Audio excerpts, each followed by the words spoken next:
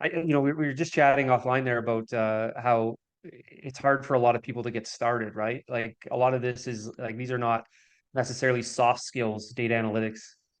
It has to do with like, some fairly like there's a little bit of work that needs to go into it to be Yeah. successful in this regard, right?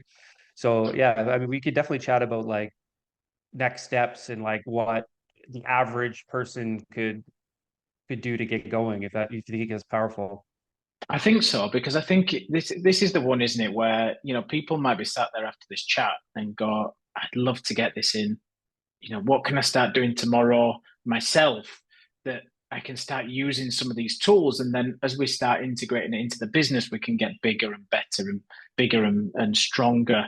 And we might be able to bring Derek in to help us with this, or someone, another expert. So we were chatting when we prepared our questions, weren't we? And we said, what are the basic metrics operators can implement into their business tomorrow? Whether it's the system they already have, whether it's an Excel spreadsheet, whatever that might be. What would be the things on your list to answer that question? I think I'd love to get your thoughts on this, right? I did work on the operations side. I mean, I was a server for 5 years, did light management. So I'm going to kick this back to you, but like what I would do as a step one, right? And I'm going to take software and food costs and all that stuff and tuck it to the side. Those are a little bit bigger projects, very valuable, but bigger projects. What I would do starting tomorrow is if I had a team, let's say I was the general manager of a restaurant and we have our staff meeting just in our own restaurant. I would have a very structured process or create structure around that staff meeting process where each of the managers sitting around that table is going to be responsible for a few key metrics, right? So for instance, we talked about cover per labor hour. You know, have your night manager present cover per labor hour metrics for just the night portion of your business. How did that look? What are your thoughts? There's no stress, there's no targets, nothing. Tell me what the data was. What was last week? What was this week? Right? Just get them to record it on a piece of paper, right? All we're talking about, how many guests came in, how many staff hours do we use to service those guests? Okay. Day manager, they do coverage per labor hour for the day. The chef looks at, you know, if they have the ability, obviously the theoretical and the variance for, let's say, a sous chef for the day, one for the night, right? So those are like big blocks of time. They don't need to be by hour or anything like that. They could just be big blocks of time. But I think the key here is that businesses need to become more data centric. And the way to do that is to have your, I'll say this respectfully, field level employees, the ones that are in the field, the ones that are working the jobs, right?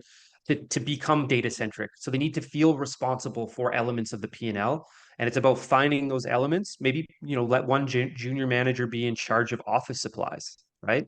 How did we do on office supplies? Oh, we spent $50 more than we did the previous month. Well, what do you think that was, right? Do I think that's the effective way to make $1 million in additional profit? No, but it helps your staff become data centric. What's your Yeah, thoughts on that as far as like sitting down and giving those objectives to people?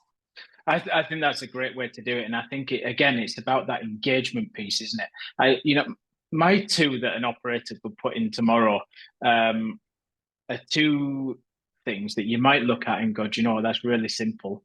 But back to your point of having owners around each topic, it isn't going to make $1 million, but it might help get people into the chain of thought of controls and processes.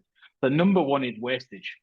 I would get the business to track wastage and I'd have it on a sheet and I would start filtering that sheet by the products that you see appearing the most, whatever that might be. And that becomes instantly your areas where your chef can start focusing on.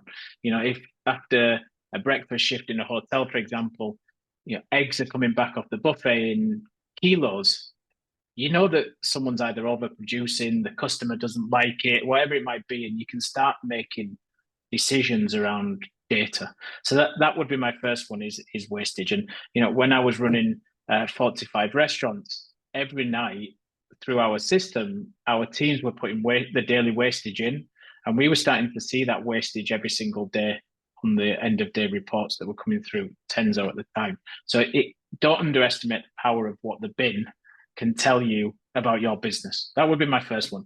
My second one is in a very similar vein. And again, it's back to don't underestimate what the bin or the garbage can tell you about your business, which is breakage. So have a Mhm. sheet up by the bin, the glass bin, that people sign when they say they've dropped a glass on the floor, they've dropped something, things are chipping in the dishwasher. Because what that does, if you've got your main course plates and they keep chipping in the dishwasher, there's something wrong with the process, whether it's the plate, the washing, the KP, whatever it might be. It starts getting you to ask questions of the operators that can help lead, because we're saying that might not make you $1 million. If that plate is $20 a plate and they're breaking at a rate of 5, 6 a shift, or chipping 5, 6 a shift, that soon adds up over the course of 30 days, over a 90-day quarter, and over 365 days a year. So I think, they were always the two that I made sure we had in our business. It's two that can be managed every day by a pen and a piece of paper. But it can start asking so many questions as well. So you have great ones in terms of getting people to take ownership. And this is very similar in this respect as well. And that's what it comes back to in terms of being able to implement properly. So yeah, they would be the two that I would pick. I love those. I think both those are amazing. The breakage one, I think it people would be surprised at how much cutlery is thrown in the garbage or stolen, and how many plates are Yeah, broken, and how much, like, one Riddell wine glass is $25 or whatever. This is like crazy. it's so true, But I right? think I mean, it comes back to, like, a general manager cannot hope to control all of those elements, and they shouldn't even try. no, You have eager young management that are coming up trying to show that they're effective. So give them a way, conduit, to be able to show that they are effective. And if it's breakage, you say to them, I know that this is not profit, right? But this is something. This is how we're gonna see how well you can control numbers and processes. And so, take it and own it. Own it for 3 months, and then we'll switch everything up, and then somebody else will take over where you left off, right? yeah, it's so true. And I think it's how you develop leaders, isn't it? It's how you develop people, is by giving them the opportunity to start learning. And sometimes you don't have time, and operators, especially today, don't have time to sit down and show labor cost and the inventory system, the payroll system. But doing something that's really simple, as in make sure someone fills it in every night, go every day and see if things are starting to reoccur and we're starting to get trends. It's not something that necessarily needs to have lots of time in terms of training to be able to analyze it.